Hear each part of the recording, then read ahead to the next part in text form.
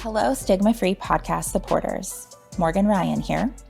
I'd like to preface this powerful two-part series with a powerful truth. According to alcoholaddictioncenter.org, around 1/3 of all people convicted of a DUI are repeat offenders. This is a strong sign of addiction. What does an IID do? It changes the behavior and daily habits of the active user. IIDs keep us safe.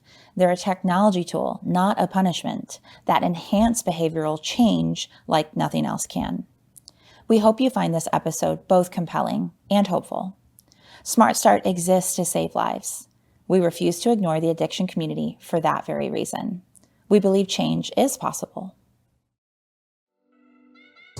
Start Over Strong, Life After a DUI, a podcast for people, not offenders. Brought to you by Smart Start, the nation's most trusted, judgment-free ignition interlock provider. Hello and welcome to the show. Today we have a fantastic episode for you. Going to be introducing a very special guest here shortly. Today's episode is going to touch on alcoholism and recovery, and whether or not you are someone who is impacted directly with alcoholism or addiction. Today's episode is certainly a feel-good message that's going to touch on all things strength and hope. Welcome to Stigma-Free IID. I am Morgan Ryan, your host for today. I'd like to introduce Peter Lachnicht, who I am so excited to have on the show today, Peter. He is a former drug dealer and exceptional individual, also entrepreneur and business owner, husband and father, redeemed fully, and is currently celebrating alcohol recovery. Welcome to the show, Peter. Appreciate you having me. Yep. So I'm very interested in your story. I think you have a lot to offer us as a society in terms of your recovery, where you've been, what you've been through. And I'm curious for you to share with us a little bit about the inception and the history of where this started with you, whether it was familial or situational. Can you talk to me a little bit more about that? It's taken me years to kind of figure out where that started. But yes, I come from a long line of alcoholics and drug addicts. And I think I experienced growing up in an alcoholic household. Through that, I saw a lifestyle of chaos. And I think that's what a lot of addicts, alcoholics are used to.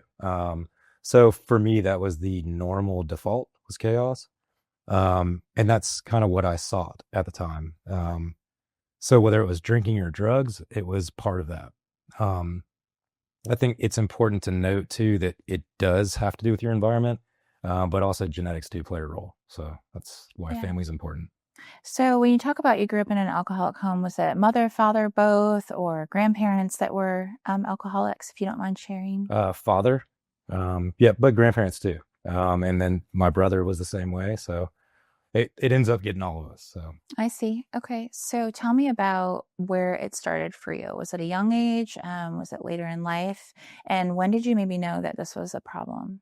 14 is probably like where 14. I can kind of look back and say, wow, I started drinking beer. My friends were doing it. I had older friends. And it was acceptable back then for whatever reason. It was kind of like, hey, this is what you're expected to do.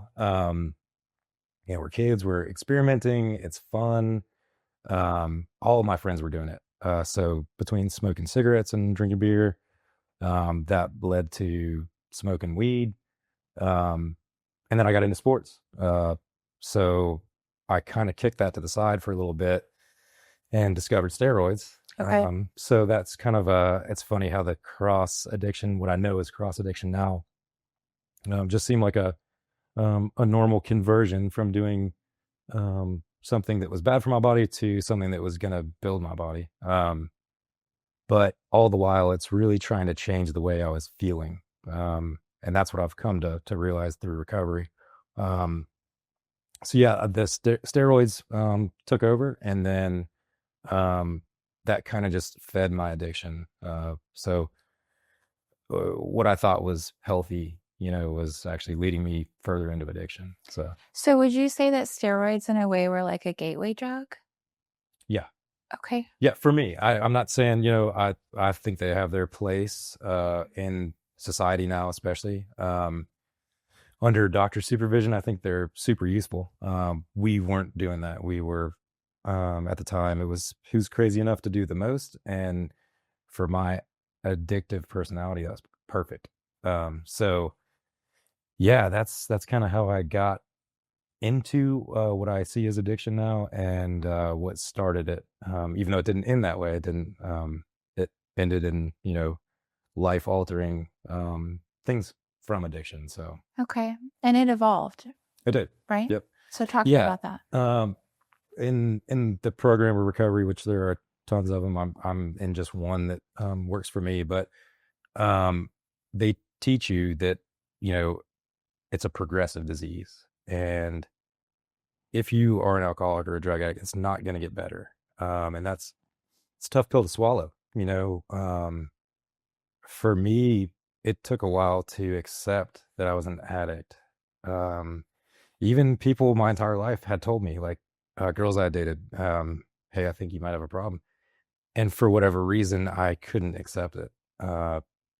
And the acceptance is super important, which we can get into later. But um, yeah, it took time for me to walk down that road and see enough examples in my life that it is a progressive disease and it isn't going to get better, and I can't do it on my own. So, yeah, that's what led me to recovery. Okay. I think acceptance is something, folks that know my story, I have a loved one who struggles with alcohol use disorder, and there's many versions of AUD types, some that are physically dependent, emotionally dependent, that rely on it for coping. And acceptance for many is a big rock mountain. Mhm. Talk to me more about that acceptance. And I'm just curious, what finally did it for you and what got you there? That's a great question. Acceptance came down the road. I went to my first few meetings of my recovery program, not really expecting to quit drinking. Interesting. Yeah, it was kind of just to placate my wife, who I was lying to, Mhm. and I didn't see recovery as a true option. I kind of was just trying to push everything off. So acceptance came later, and I'm still sort of working on that. There are days that I still say, just like my faith in my God, there are days I lack faith. And it's sort of the same thing with alcoholism. It's cunning, baffling, and powerful addiction. And it still fools me. And some days I still wake up and I'm like, am I really an alcoholic? Am I really a drug addict? And then I have to revert to the things in my life that remind me, yes, you are an alcoholic. Yes, you are a drug addict. And just to get into that, until I got into recovery, I didn't obviously think I was an alcoholic until I heard other people in the program say the things that I always hid from people, and they said it out loud. And you know, when you're talking about just slugging hot vodka you're hiding in the garage from the bottle in a plastic bottle so that you can squeeze it, you're probably an alcoholic. And that's what I started to realize. Like, that's the acceptance that I had to come to. Like, man, are these really behaviors of a normal person? And over time, putting my ass in the seat, is what we say, in meetings, and listening to other alcoholics, and I search for the similarities and not the differences. And that was suggested to me early on. And I started to see, I'm like, wow, everybody in this room is saying what I feel. And I've never heard another human say that. So acceptance just came. So, And community seems to be yes. critical because you're now all of a sudden, you've gotten to the point where you've showed up, you're sitting in the seat, and now that you're there, you are in a community of like minds, and you're no longer maybe alone or isolated. Can you talk to me about isolation in general and the disease and how that's impacted you? Yeah. Another one liner for you. Yes. the opposite of addiction is connection. And that's not for me, that's from my program. And I feel that. And the program is based on that. So it is, we can't do this alone. We've tried. I've tried. I tried 1,000 times to tell myself in the morning, all right, enough. I'm not going to drink today. And the sun starts going down. And by 4 p.m., I'm like, wow, you know what? It's that time. So I couldn't do it on my own. And, by 8 p.m., I'd be through a quarter of a handle of vodka. So it just kind of goes to show, without community and without the fellowship and some type of a program, where other people understand what you feel and they understand how you feel and they understand your past actions, because the circumstances might be a little bit different, but the core of why we're doing that and all that plays into addiction, we all understand. And you can sit in 10 minutes in a meeting and hear somebody say something that you never even knew you felt, but it's there. And all of a sudden you're like, wow, I didn't know I was carrying that rock around. So yeah, I don't even know if that answered your question. It does. Does the program work? What would you say to those that are watching or listening today that may be in denial or struggling to accept, or those that are maybe just kind of starting out or kind of flirting with the idea of coming into the program? Does it actually work? Yeah, I'm proof. Just to give you some of my experience, strength, and hope on that note is, I had gone probably a year or two or maybe 3 without having some sort of substance. Typically, I was alcohol Oh, towards the wow. end. Um, but yeah, it had probably been a couple of years since I'd gone a day without alcohol. So um, when I started the program, yeah, I'm just typical alcoholic, just what we say, a garden variety alcoholic, just regular drunk. But I went not expecting anything, to help. Um, I left my first meeting and drank vodka in the car because I felt like I deserved it. After your I first did. I made it to a meeting, and it was cool people. I understood what they're saying, but at the time, it didn't really make a difference on me. So, drank and drove home. That was run of the mill. So then I came back though, came back and made it 3 days without drinking. Kept going to meetings, and I deserved it, so I drank again. Uh, I want to say it was at a month, and then at 2 months, and then at 6 months, I did the same thing. So um, I was still in the alcoholic thinking, because another one-liner for you from the program is, it's never been a drinking problem, it's a thinking problem. So I had that thinking problem of, hey, cool, you deserve a cookie or a medal because you're actually able to stay sober. Yeah. So, but the amazing part was what happened on that 6 month span that I made it. Um, to me, it shocked me that, wow, I actually can do this. I started to feel some of the fruit from the program. I started to um, understand that I can do life. I can go to a wedding and not drink. I can go to a funeral and not drink. Um, Somewhere along the way, I had prayed to my God, who happens to be Christ. But the program says it's a God of your understanding. Um, I prayed to my God to take the obsession from me, and somewhere along that 6 month period, He did. I didn't even notice when it happened. But so I, typical alcoholic, we call it a white chip. I white chipped, went out, and I didn't like it. For the first time in my life, I didn't like the taste of the liquor on my breath. I didn't like the feeling of being out of control.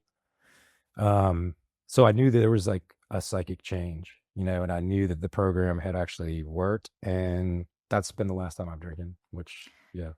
Wow. So congratulations. How long has it been since your last white chip? Yeah, just hit, I'm like a 1 year and a few weeks. So Okay, my year. congratulations. Yeah, thank you. Huge milestone. Yeah. So to summarize, when you start the program or attend, you have what's called desire to quit. And then if you do relapse, so to speak, or drink, you will then white chip. So you white chipped after a day. You said after a couple days, I think you said 1 month, 2 months, 6 months. Mhm. And then at 6 months, you had essentially surrendered to our creator, your creator, and the obsession had been removed. Yeah, and to kind of add to that is a lot of people that come in like I didn't have the desire at first, and that's totally okay. Like it's not expected that you on your first meeting you have the desire to quit. I think a lot of people have to go through what I went through to we call it go out and do more research. You almost have to have that happen. It's part of your story and your plan. Everybody's walk in recovery is different.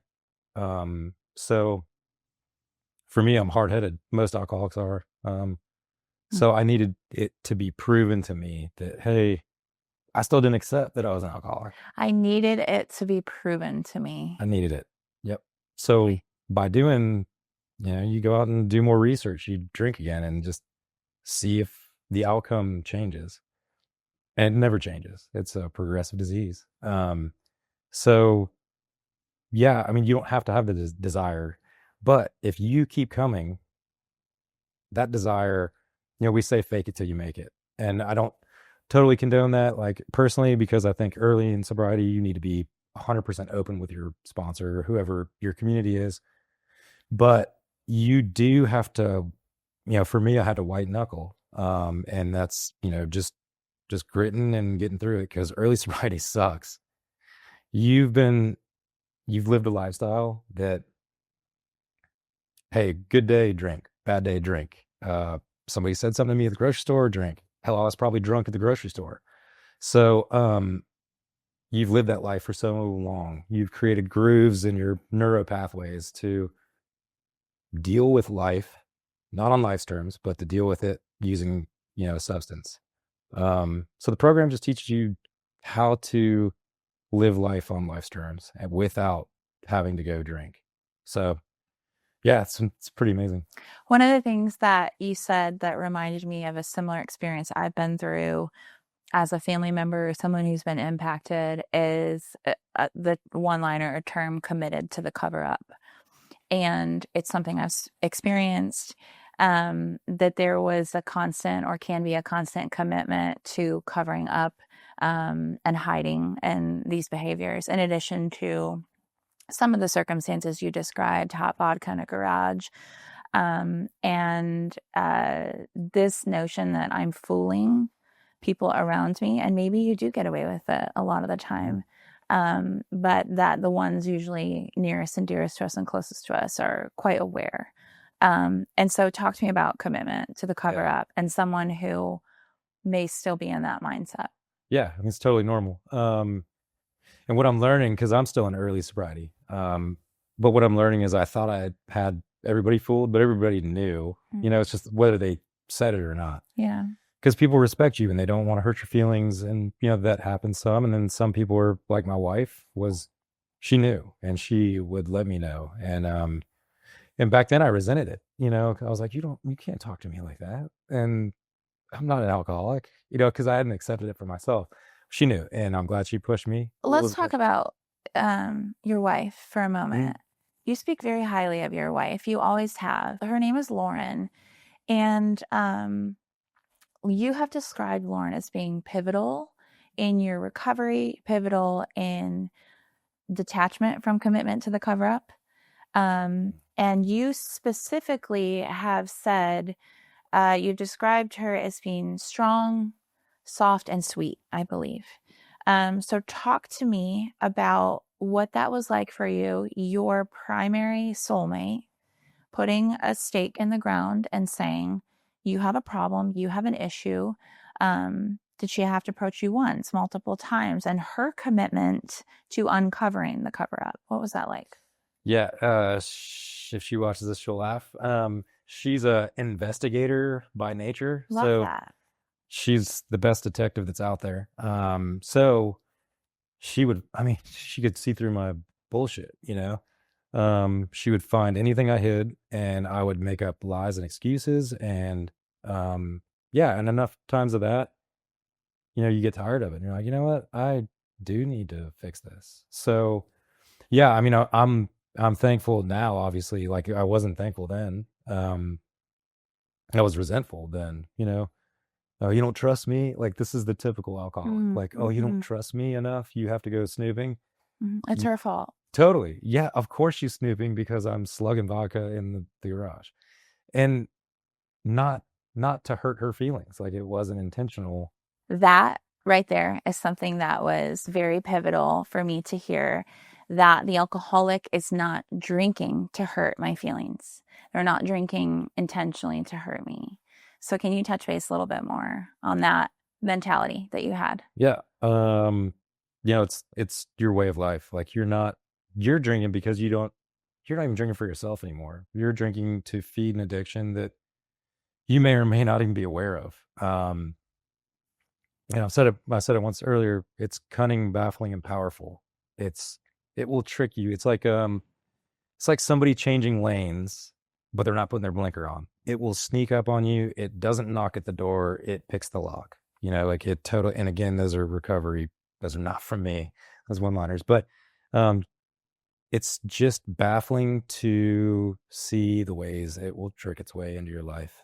So yeah, I never drank to make somebody upset. I didn't want confrontation. Yeah, you're committed to the cover up because you just want to drink. You just want to drink. You don't even know why. And yes, you'll lie, cheat, steal, anything you can to do that and to make yourself not feel. Um, but obviously people are getting hurt along the way, but it's not intentional, and it's not. That's the baffling part about it. Like, why would I want to have to go to different liquor stores to buy from different vendors so that they don't think I'm an alcoholic? Like, that's amazing. And somehow I worry about the guy behind the counter, what he thinks of me, but I don't care about me. You know, it's it's baffling.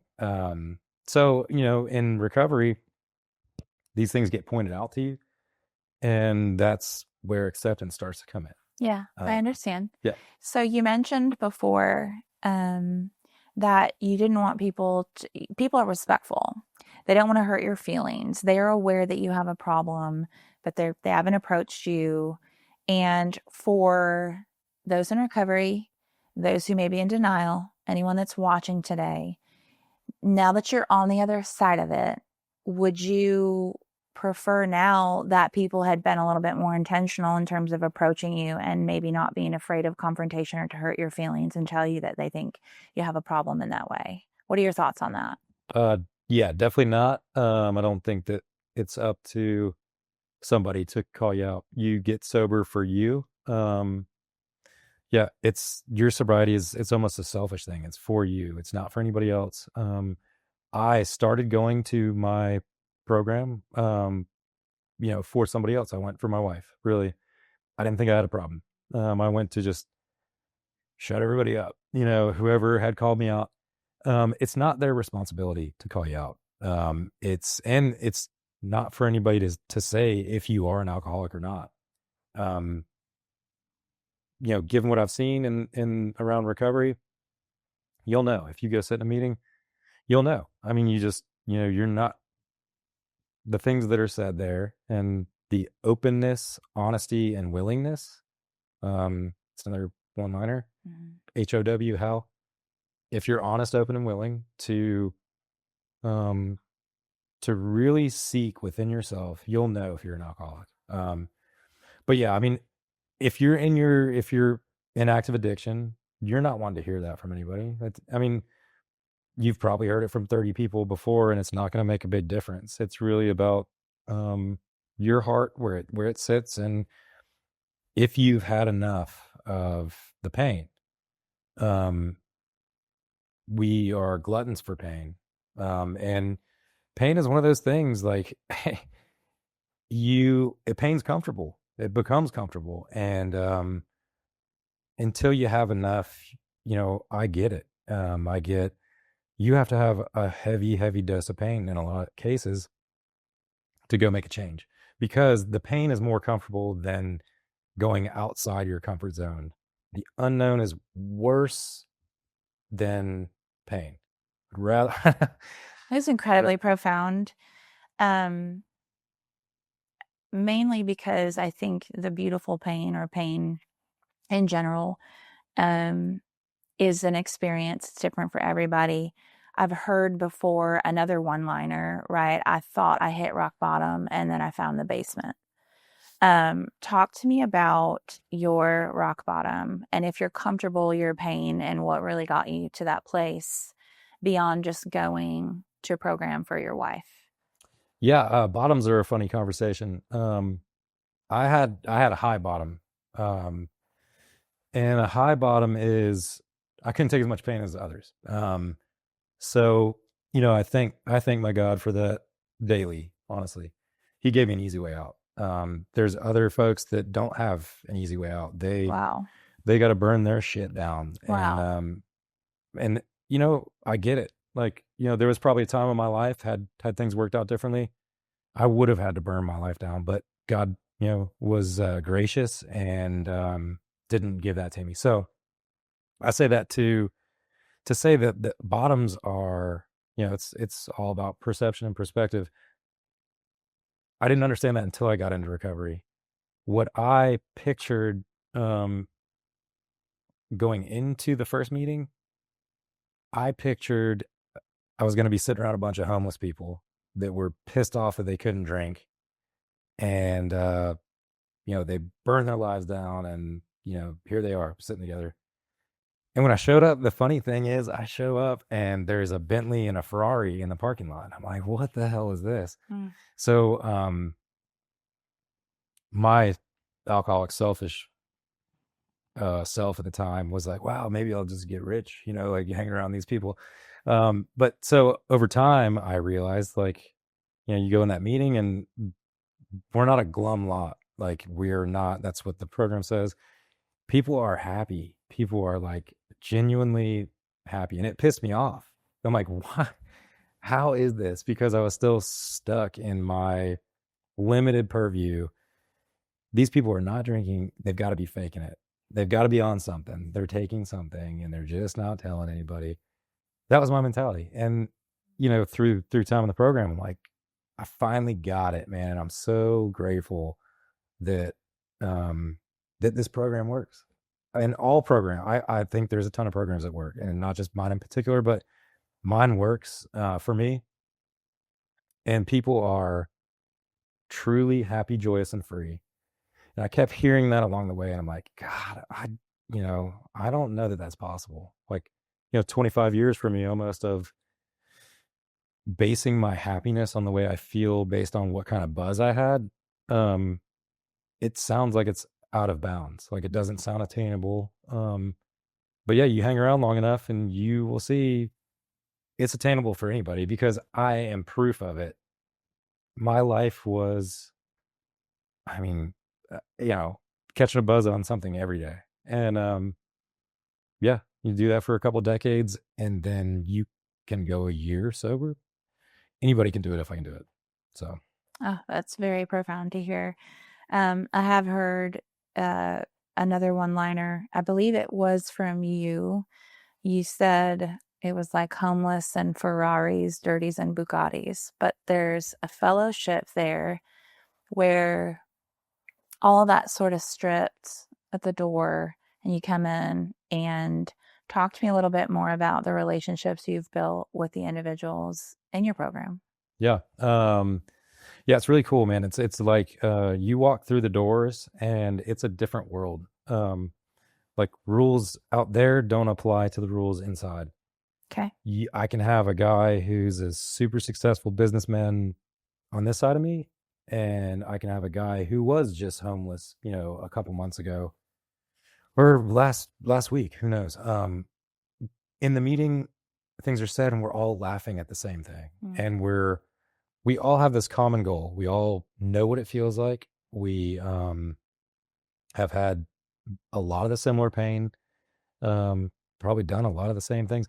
There's nothing I've ever said in a meeting that has shocked somebody.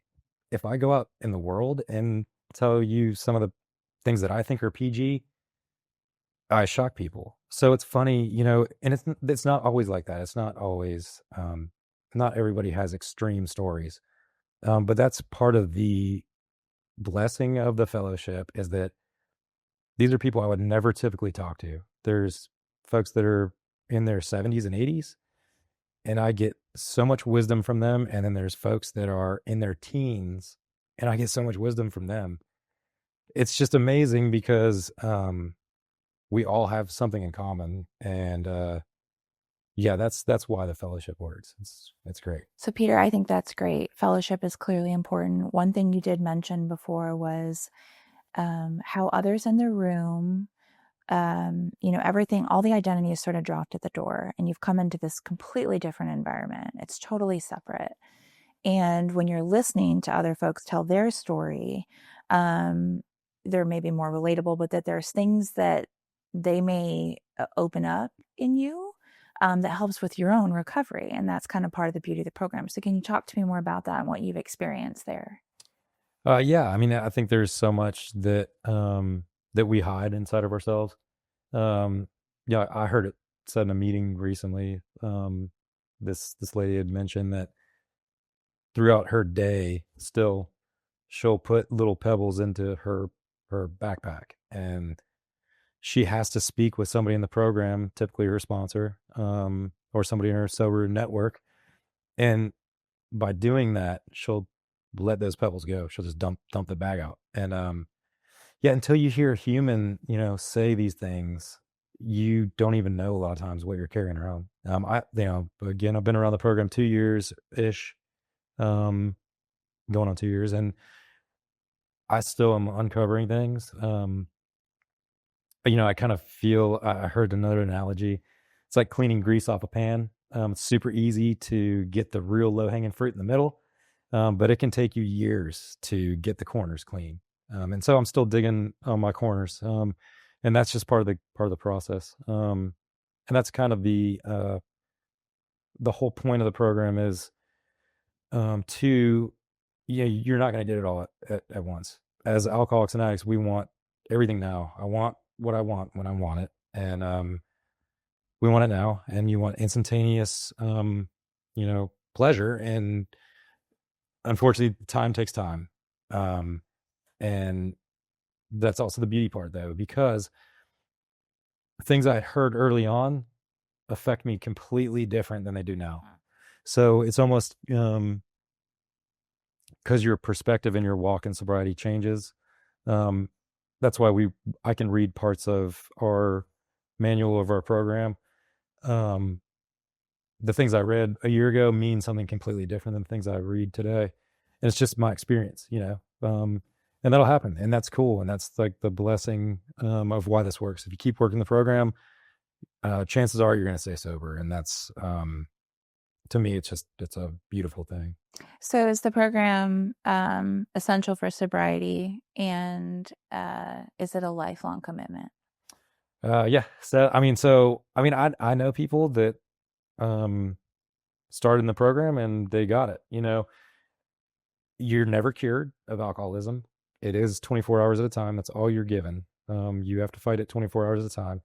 I mean, there are people that go out and they don't drink, and good luck. Like, I hope that works. It doesn't work for me. It doesn't work for most of my, sober network. We need the program. We need fellowship. We need the community. Yeah. So, I mean, it is to each his own, but a lot of times I see those folks that go outside the program and they may be sober, but you can still act alcoholically. And I think you may not be drinking, but you can still act alcoholically. How And so? we have these tendencies, as alcoholics and addicts. We have similar personalities typically. Self-centeredness and selfishness is at the root of all of it.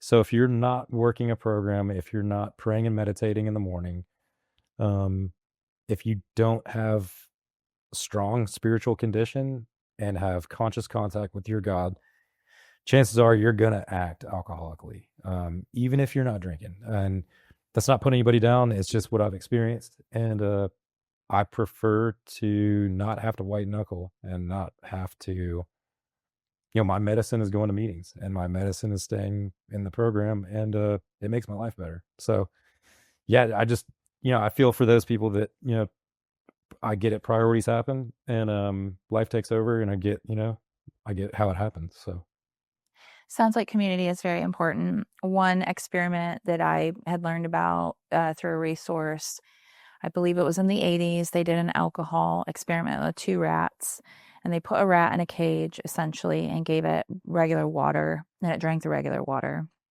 And then they put another, water element in, and it had cocaine. And the rat, tried the cocaine and would continue repeatedly day over day to choose the bottle with cocaine. Then once they introduced another cage, when there were not only, 1 cage, 2 cages, but 2 rats, and they were just in close proximity to one another, the rat no longer chose the water bottle with cocaine, even in the throes of what would have been a cocaine addiction for this rat. It chose regular water. So the single introduction of, increasing or multiplying your environment and bringing even one individual in, caused the question of, is alcoholism an addiction? Is it really truly a physical problem? Is it a community problem? I think one of the one-liners you often say is, it's not a drinking problem, it's a thinking problem. What are your thoughts on that? yeah, I mean, all the above. Just one that really applies, I think I might have mentioned it earlier too, is the opposite of addictions connection. And it's really true. Like, you'll notice if, being around recovery programs, a common trait is to isolate, especially when somebody's, gone out of the program and doing more research. Typically go-to is to isolate, because they know, if you've got community that is, they want the best for you. That's the thing about, it's crazy. Why it's different than outside in the world. These people, it's a free program. Many of them are, so some of them are obviously paid, but the one I'm in is free. And the community you'll find there are people who have no skin in the game. They want nothing from you. They just want to help. And because they've gone through the same thing. So when I saw something so genuine, um, which I have never seen in my life, that nobody wanted anything from me. They just want what was best for me. There's a love there that, like, you just don't find anywhere else. And I just have the best things to say about it. I'm like, man, I wish more people would give it a chance if that's something they seek, because I can just tell you what I experienced, and, like, gosh, I know things had to happen the way they did to push me to get there. But yeah, it will change your life, and having community that you can rely on, not the friends that you're using or drinking with, like community you can truly rely on. Call it, 2 a.m, and they would, pick you up from where, whatever you need. It's just they're a go-to resource. And again, they just want what's best for you. Absolutely. Powerful testimony today, Peter. Is there anything else you'd like to leave our listeners with in terms of encouragement towards strength and hope? We are going to chat in a part 2 episode shortly here, and focus on more tangible daily disciplines for those in maybe the throes of active addiction or in recovery. We also are going to talk a little bit about the spiritual element and how important and significant that is to you. For today's episode, any additional thoughts on strength and hope for those that are out there in the ether listening today? Yeah, I mean, I just think if you want to change, if you want to change what's going on in your life, you have to make small changes for the things that are making you sick. If you want to heal, stop doing the things that are making you sick.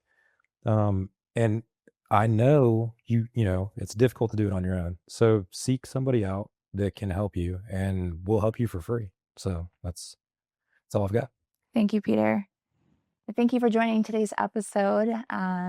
If you are in a situation where you are looking for help, please feel free to reach out to us. You can reach us at www.smartstartinc.com. We have free consultations with any of our program advisors that can help you in your state and help you get connected and plugged in for recovery resources. If you also need an ignition interlock device or car breathalyzer post DUI, we are the brand for you. You can get your first 2 payments free with coupon code STIGMAFREE-IID. Stay tuned for part 2 with Peter Lachnicht. Thank you. Thanks for having me. Enjoy.